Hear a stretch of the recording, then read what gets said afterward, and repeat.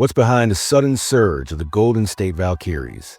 A new team, a tough identity, and a coach who's redefining expectations. Welcome back to the channel.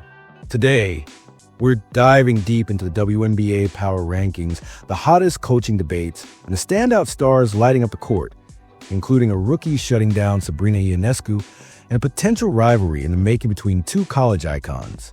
Let's start with the biggest surprise, the Golden State Valkyries, an expansion team built mostly from role players, now sitting in the top half of the standings at 7-6.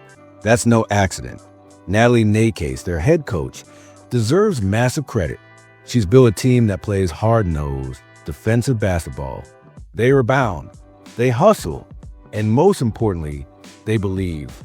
Ballhalla, yes, that's what they're calling Chase Center, might just be the best home court advantage in the league.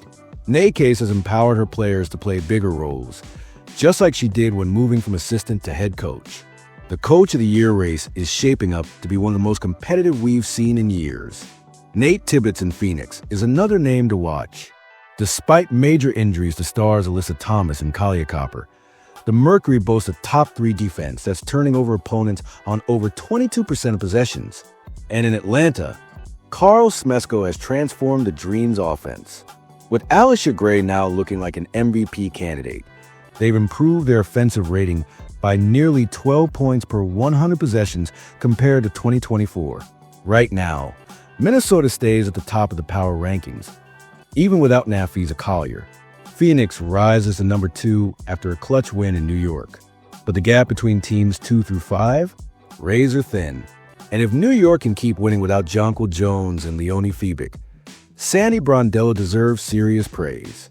Gabby Williams just joined elite company. 8 steals in 1 game, becoming only the second to do it in regulation in the past decade. She did it in just 29 minutes. And nearly every one of those steals came when the game was still tight. That's game-changing defense. Meanwhile, the Indiana Fever have a road problem. They've blown double-digit second-half leads to both Golden State and Las Vegas, mostly due to sloppy defense and foul trouble. Their offensive rating also tanks away from home, and Caitlin Clark has gone ice cold from 3 on the road. The UConn-Notre Dame rivalry lives on in the pros. Paige Bueckers versus Sonia Citron did not disappoint. Bueckers rallied her team, but Citron had the last word, draining the game-winning 3 in overtime after a clutch steal. Both rookies are in the top 10 for scoring streaks to start a WNBA career. This is just the beginning. Let's give some love to this week's Rookie of the Week, Monique Akoa Makani from Mercury. Despite an off night from deep, she torched New York inside the arc and held Sabrina Ionescu to just 3 of 16 shooting. This rookie's motor is unreal.